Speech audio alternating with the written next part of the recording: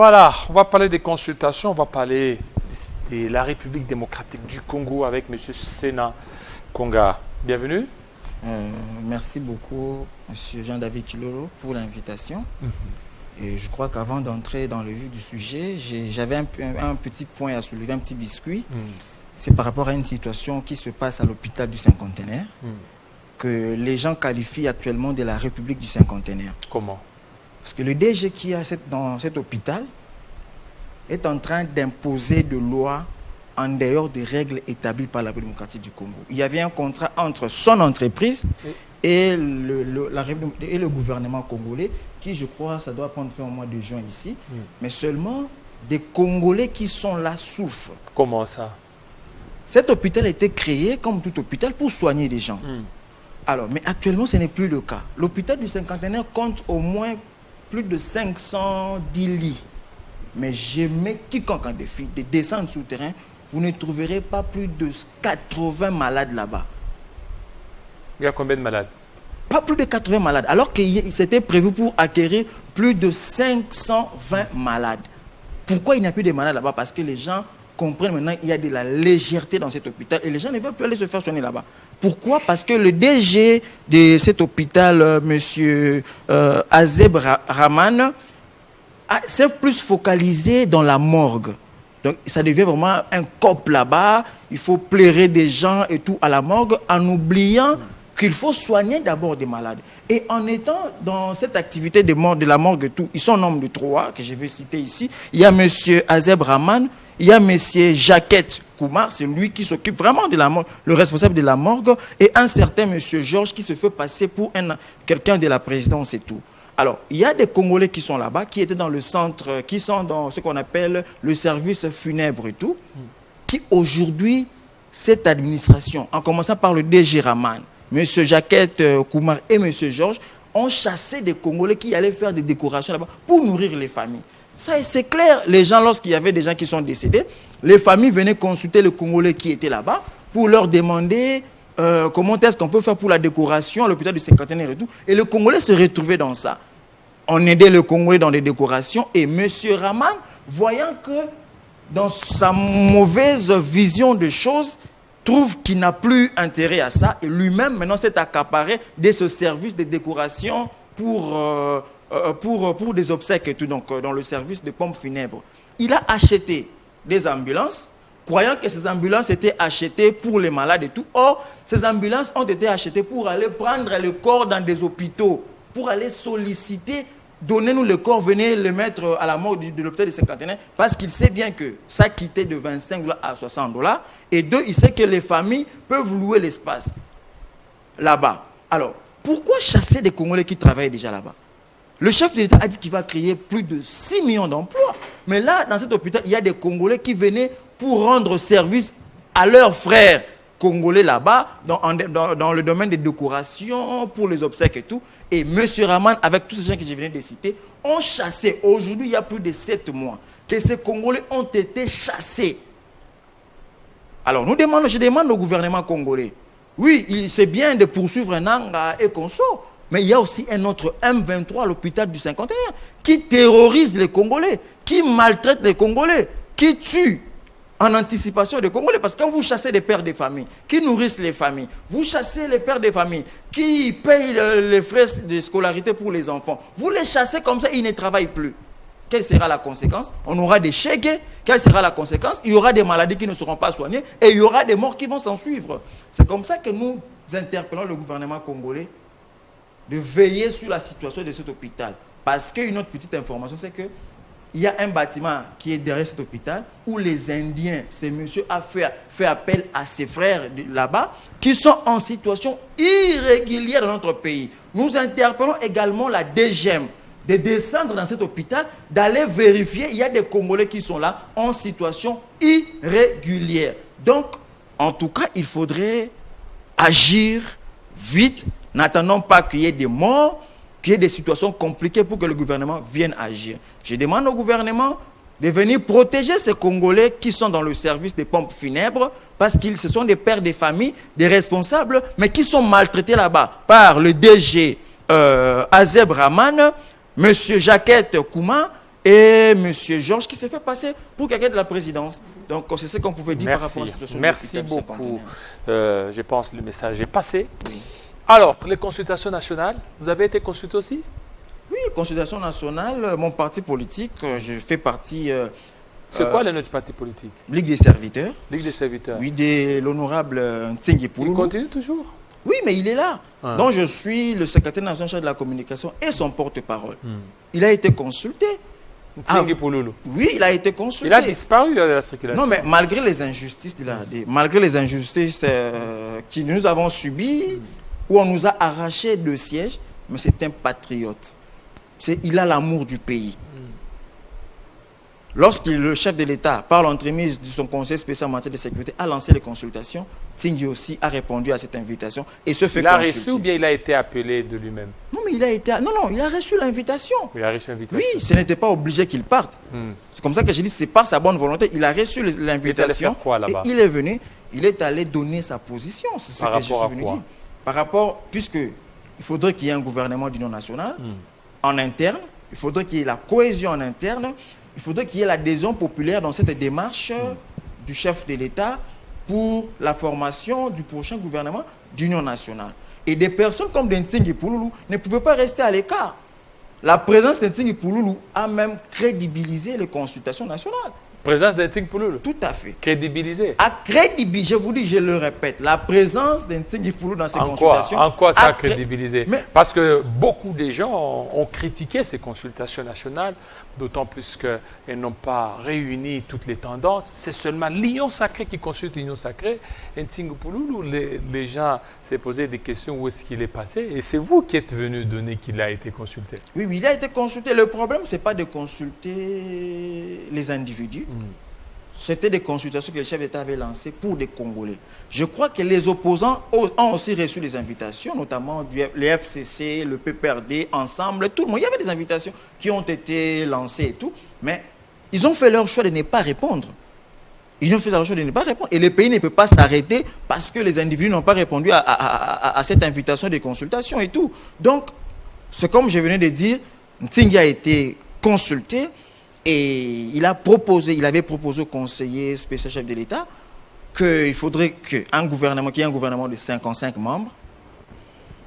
Et puis, deuxièmement, il ne faut pas tenir compte des poids politiques. 55 membres? Oui, 55 membres. Parce que c'est un gouvernement d'ouverture. Oui, mais est-ce que ce gouvernement-là, vous ne tenez pas compte qu'il y a la guerre?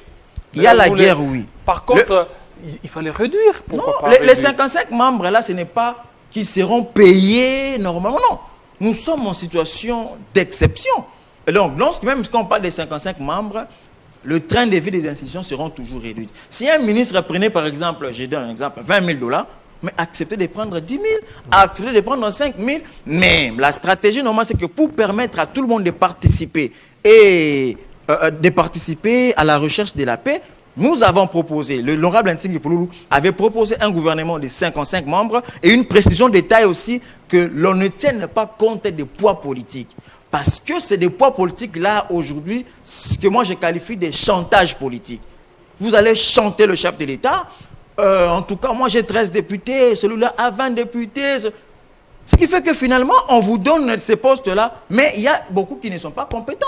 Et donc, le honorable Ntsingui Pouloulou avait proposé un gouvernement de 55 membres. Deuxièmement, avait demandé au conseil spécial du chef de l'État de dire au président de la République que cette fois-ci, des nominations soient basées sur 1.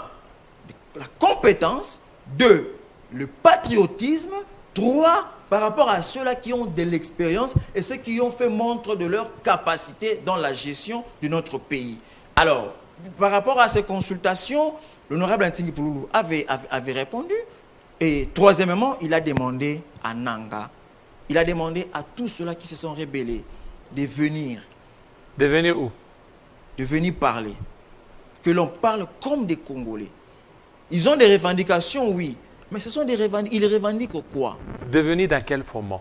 Quel format? Mais il y avait consultation. On n'a pas exclu quelqu'un. On a lancé des consultations. Est-ce que Nanga aussi, on lui a donné les consultations? Nanga avait reçu son invitation, mais n'a pas voulu répondre à cette invitation, que lui-même sait pourquoi il n'a pas répondu. Mais quand même, les invitations ont été lancées et qu'ils n'ont pas répondu. Et c'est comme ça que je venais de dire, ça ne peut pas bloquer toute une république parce qu'ils n'ont pas répondu. Et lors de la clôture de ces consultations, l'honorable Ntingui Pouloulou avait également proposé que, oui, officiellement, les consultations ont pris fin, mais avait demandé que officieusement, les consultations continuent avec ceux-là qui ont refusé de répondre. Et je crois que la voix de l'honorable Ntingui Pouloulou a été entendue. Aujourd'hui, il y a quand même dialogue à Doha entre le gouvernement congolais et les M23 AFC. Le gouvernement congolais, le président avait rencontré Kagame. Vous comprenez que la voix de Ntingui Pouloulou, la voix sage de Ntingui Pouloulou a été entendue par le gouvernement congolais. Et autre chose à soulever, c'est que par rapport à la situation de l'Est de la République démocratique du Congo, vous avez vu l'honorable Ntingui Pouloulou, le parti politique Ligue des serviteurs, saisir officiellement la Cour pénale internationale, le procureur de la Cour pénale internationale. C'était le 27 janvier. Et un mois après, ça veut dire le 27 février, le procureur général pour la Cour, le procureur de la Cour pénale internationale était ici à Kinshasa. Et les enquêtes sont en cours. Donc c'est pour vous dire qu'Ntingui Pouloulou, même s'il n'est pas dans l'hémicycle, mais il est en train de travailler en dehors d'hémicycle parce que c'est un Congolais. Je vous dis qu'il a répondu aux consultations, il a donné ses propositions. Il a saisi le parti politique des serviteurs. Nous avons saisi officiellement le procureur pour la Cour pénale internationale. Un mois après, il est descendu ici sur le terrain. Troisièmement, Ntingui a fait des tournées à l'étranger. Les sanctions que vous voyez aujourd'hui, la Belgique, la Grande-Bretagne, la France, ainsi de suite, Ntingui aussi a sa part. Parce que récemment, le mois passé, il a fait le tour de l'Europe. Il a été reçu par le secrétaire du... En tant que qui? En tant que Congolais, en tant qu'ancien député. Quel mandat? Qui lui a donné tous ces mandats-là? Mais l'article 63 de la Constitution dit que tout Congolais a les devoirs et l'obligation sacrée de défendre la République démocratique du Congo lorsque celle-ci est agressée. Mais pour défendre, il faut aller dans toutes les chancelleries. La défense le devoir de la défense n'est pas limité. Ça veut dire que ça dépend de celui qui veut défendre sa nation. Vous avez vu aujourd'hui les évêques partis. C'est aussi une forme de défendre la nation. Parce que nous sommes en train de chercher la solution. Également, Ntingui Pouloulou, dans cet esprit de vouloir chercher la paix, et non seulement la paix circonstancielle, mais une paix durable. Souvenez-vous, nous venons de partir avec l'AFDEL, le CNDP, plutôt AFDEL, RCD, CNDP, M23, aujourd'hui M23 AFC. Si nous ne trouvons pas de solutions durables, nous risquons de rester dans ce cercle vicieux. Lorsque des revendications personnelles n'ont pas été entendues, quelqu'un se réveille un matin pour aller prendre les armes et se rebeller contre la République démocratique du Congo. C'est comme ça que l'honorable Ntingui Pouloulou avait fait ce tour. Pour dire à ces États-là, qui soutiennent le Rwanda, que les Congolais, en tout cas cette fois-ci, non et non et non. Il a rencontré le secrétaire particulier du chancelier allemand, il a rencontré le secrétaire de l'Élysée, il est allé en Grande-Bretagne également pour rencontrer le secrétaire du Premier ministre de la Grande-Bretagne, il est allé en Italie, il a même rencontré le pape. Ça, vous ne savez pas. Le pape? Oui. Est-ce qu'il y a des images? Mais il y a des images, ça a été publié partout. S'il a rencontré le pape... Là, il est allé prier ou bien rencontrer le pape? Je vous ai dit que c'était une tournée pour rechercher la paix à l'Est. Avec quels frais? Ses propres frais? Mais Ntingui Pouloulou, c'est quand même un ancien député national. Il a des écoles, c'est un entrepreneur. Avec ses propres faits, pour l'amour de la nation, il a payé ses billets, il a rencontré tous ces gens-là et il a expliqué à tous ces gens-là. Alors, à l'issue de ces rencontres, nous avons vu des sanctions tomber. La Belgique est allée même plus loin. En coupant le lien diplomatique avec le Rwanda, la France a condamné. Est-ce que ça, ce n'est pas la pression diplomatique du président Félix Tshisekedi? La pression diplomatique, comme ça que je vous ai dit, dans la globalité, il s'agit de la pression diplomatique du président Félix Tshisekedi, oui. Mais aussi de la ministre des Affaires étrangères, oui. Je vous dis que dans tous ces efforts-là, Ntingui Pouloulou aussi fait partie. Parce que, je vous ai dit ici, nous avons saisi le procureur près la Cour pénale internationale. Il est descendu sur le terrain et les enquêtes sont en cours. Je vous ai dit qu'il a fait le déplacement pour la Belgique, pour la Grande-Bretagne, pour l'Allemagne, pour la France. Ce n'est pas en vain qu'après ce déplacement, il y a eu des sanctions. Ces pays-là ont sanctionné. Ce sont les déplacements de Ntingui Pouloulou ou les déplacements du gouvernement, du président. C'est comme ça que je vous dis, que ce soit le déplacement du président de la République, du gouvernement. Le problème, c'est le poids que représente. Ntingi Pouloulou ne représente plus rien. Aujourd'hui, il ne représente plus rien, il n'est plus député. Et en plus, la manière dont il a été éjecté de la députation, c'est une manière honteuse. Tout ça, mais est-ce que vous croyez qu'il a le poids qu'il avait quand il était député? Il a toujours le même poids. Parce qu'aujourd'hui, le peuple congolais a compris noir sur blanc que Ntingi Pouloulou n'était pour rien par rapport à toutes ces accusations. Si également Ntingi Pouloulou, comme vous venez d'évoquer, a été exclu parce qu'il avait corrompu ou il avait des machines, mais le parquet avait ouvert un dossier, il serait arrêté. Posez-vous la question, vous êtes un grand journaliste. Pourquoi Ntingi n'est pas arrêté? Pourquoi il n'est pas arrêté jusqu'à présent? Il est de l'Union sacrée. Il est de l'Union sacrée, oui, mais il y a des gens de l'Union sacrée qui sont poursuivis. Les loups ne se mangent pas entre eux. Non, mais je vous dis qu'il y a des gens de l'Union sacrée qui sont poursuivis. Qui, par exemple? Le ministre Roubota a été poursuivi. L'ancien directeur de cabinet chef de l'État, Vital Kamerhe, a été poursuivi. Mais il est où maintenant? Mais il est à l'Assemblée nationale. Mais il a été quand même poursuivi et la justice a fait son travail. Il a été acquitté. Ça, ce n'est pas le problème du pays. La justice, en tant qu'indépendante, a fait son travail et a acquitté, comment on appelle, l'ancien directeur du cabinet chef de l'État, Vital Kamerhe. Et donc, je vous dis, par rapport au poids politique, Ntingi a un poids. C'est le porteur de la loi du père et des mères. Vous avez suivi récemment... Les porteurs ou bien c'est... Celui. Ntingi a commencé à parler des lois des pères et des mères depuis 2012. Tchani n'était pas encore ici. Ntingi parle déjà de ça. Il a une loi. Au-delà de... Et c'est cette loi qui a fait à ce qu'aujourd'hui qu'il soit éjecté, non? Mais vous comprenez que cette loi voulait sauver la République. Je vous donne un exemple. Quand M. Olivier Kamitat vous parle de fédéralisme, que moi je qualifie de la balkanisation déguisée. Balkanisation déguisée. Vous êtes juriste.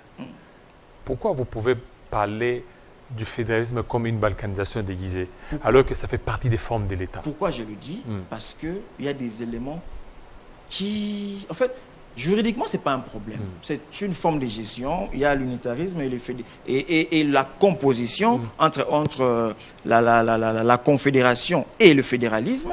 Sur le plan juridique, ce n'est pas un problème. On peut aller dans ça. Mais le problème, c'est le temps.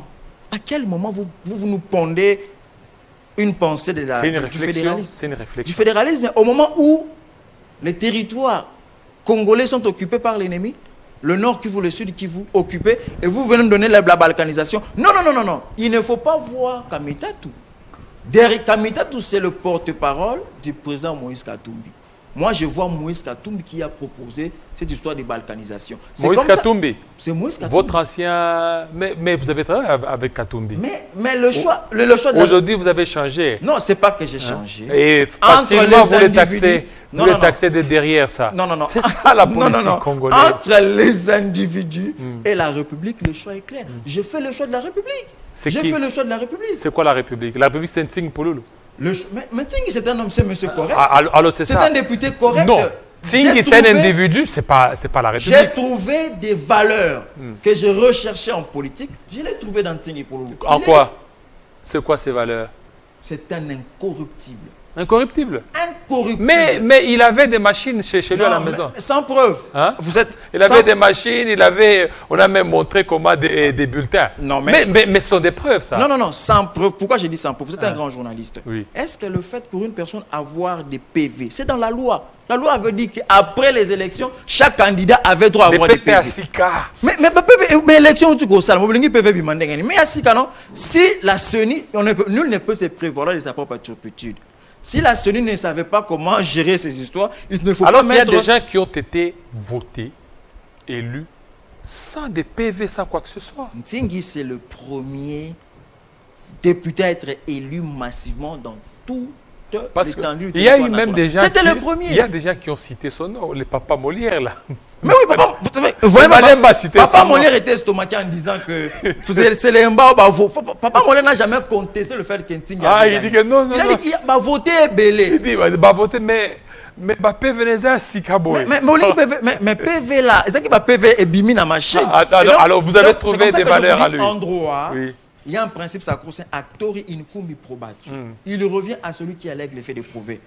Il est revenu à la CENI de prouver à la Cour constitutionnelle. La CENI n'a jamais prouvé à la Cour constitutionnelle. Il n'y a que le communiqué qui reprend le nom des invalidés. Nulle part la CENI a déposé un élément pouvant condamner ces gens-là. Même non plus à la justice.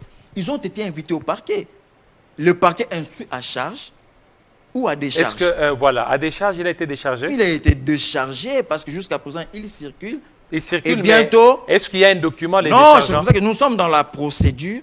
Bientôt, nous aurons le classement sans suite. On attend. On attend le classement sans suite. Mais pour le moment, il y aurait ces accusations. Bon, il y aurait ces accusations, mais il bénéficie de la présomption d'innocence. Oui, mais jusque-là, il n'y a pas encore un document les déchargeant. Il n'y a pas un document les déchargeant. Il n'y a pas non plus un document qui le charge. Non, Parce mais que il y a les charger. Accusations de la CENI. Aujourd'hui, il a été invalidé. Non, ce sont des faits. Il a été invalidé. Il aurait dû être député national. Non. Ce sont des faits de mauvaise foi, comme vous avez dit. Ntingi dénoncé à l'Assemblée nationale à temps et à contre-temps. Et un député pareil, que le peuple congolais avait surnommé Nganga Yamaïli, que le peuple congolais avait surnommé député exceptionnel, qui a dénoncé tout ce qui se passe, qui a dénoncé des Kazadi, qui a dénoncé tout. De Nicolas Kazadi. Oui, mais c'est Ntingi qui a dénoncé. Tout ce que vous voyez, Nicolas Kazadi, mais c'est Ntingi qui a commencé par dénoncer avant que l'IGF ne vienne. C'est Ntingi qui a commencé à dénoncer. Nicolas Kazadi, c'est Ntingi. Donc ça veut dire que c'est un digne fils du pays qui a travaillé pour la nation. Et nous, chaque fois, nous disons toujours au chef de l'État, voilà Ntingi, on lui a arraché 2 sièges. Mais lorsqu'il y a consultation, il est venu se faire consulter et il a proposé aussi. Donc, ministrable? Oui, évidemment. Quel ministère? N'importe. Mais n'importe quel ministère, c'est quelqu'un qui est là au service de la nation. Il revient au chef de l'État de voir où mettre Ntingi Pouloulou. S'il a été écarté injustement par la CENI, mais le chef de l'État, nous allons le dire que l'injustice ne peut se réparer que par la justice. S'il a été écarté là-bas à l'Assemblée nationale, il n'était pas condamné à travailler seulement là-bas. Il peut être dans une entreprise publique. Il peut être un ministre.